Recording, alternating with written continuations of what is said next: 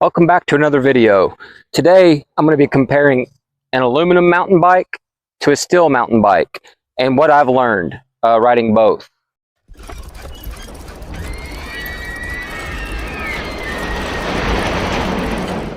Let's get right into it. I'm going to start with the aluminum mountain bike because this is what most people buy. And this bike right here was originally bought from Walmart. This is a Kent Trouvaille 6061 hydroformed aluminum frame. When I first bought this bike, it wasn't that great. It was okay. It was a good starter bike. It does have an Advent group set, and it was a decent bike for the money. Now, I've done a lot of upgrades to this, and it's gotten very light by my standards. This bike weighs 30 pounds. So what I've discovered with an air fork, I upgraded the fork to an air fork. What I discovered was going uphill, ascending, this bike is awesome. It does great uphill. It also does pretty good downhill. It does a lot better downhill than what it did from the store. Pretty good bike all around. So that's kind of the summary on the aluminum bike. The steel bike. Now this is actually a homemade bike. I welded this together from pieces of scrap steel from the steel hopper at my job, and put a little bit more modern geometry on it. And one of the things I did to this bike when I built it was I put an air fork on it. That was kind of a mistake, I think, because I got it all together, I rode it, and it was kind of underwhelming. It just wasn't, it was very heavy. It was not great uphill. It wasn't that great downhill. It just wasn't very good. It was okay. I mean, it was all right. But I started taking all of my better parts off of this when I was upgrading this, and put the air fork off of this onto that, and this bike got better. And this bike, I put the XCM30 coil fork on it. That coil fork turned this bike into a beast, which I was really surprised. I always thought the air fork was an upgrade. So the coil fork on this steel bike downhill is amazing. It is so much fun. It's so compliant. It soaks up all of the smalls, the bigs. It just is so much fun on downhill. It's like riding a roller coaster, a smooth one. It is awesome. So that was very unexpected, honestly. So that's kind of what I've discovered. Uphill, terrible. It is no fun to ride this uphill. But downhill, it is awesome. It is great. So that's what I've learned. This does have, you can see it probably in the video. You can see that this is a lot more slack than this. I think this is 67 degrees. This is 65 degrees, I believe.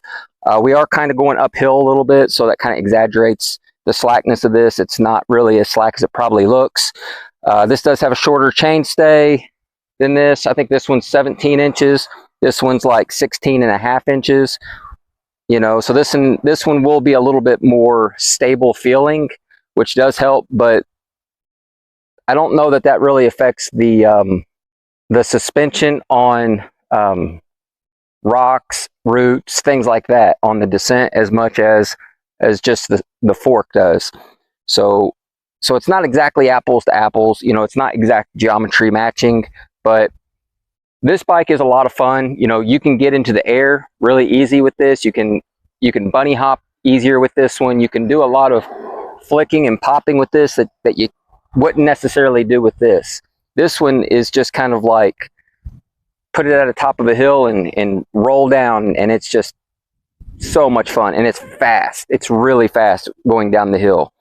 So I actually had to upgrade the brakes to 203 millimeter rotors because it is a lot of weight. This bike weighs, I think, 35 pounds, whereas this one weighs 30 pounds. So that extra 5 pounds makes a lot of difference. And the steel frame soaks up a lot of the bumps. I mean, it just, even though it's a hardtail, you don't feel much of that.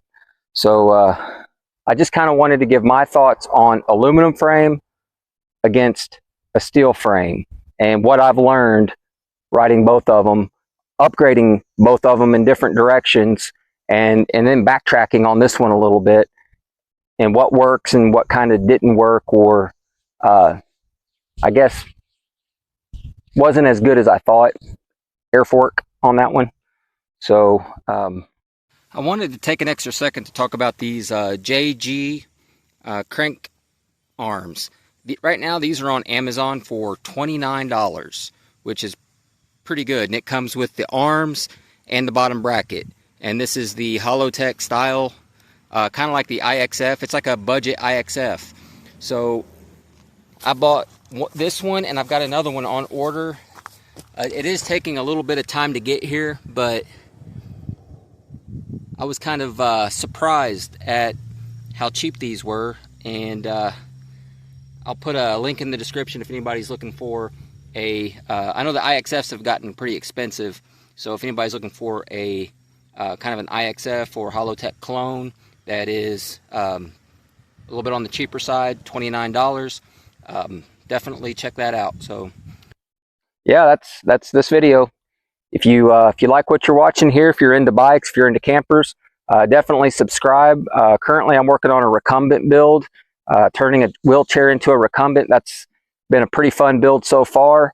Not really working on that this week due to a sore back from digging out a koi pond in the backyard. But yeah, I'll be on that probably more next week. So give me a like, and thanks for watching.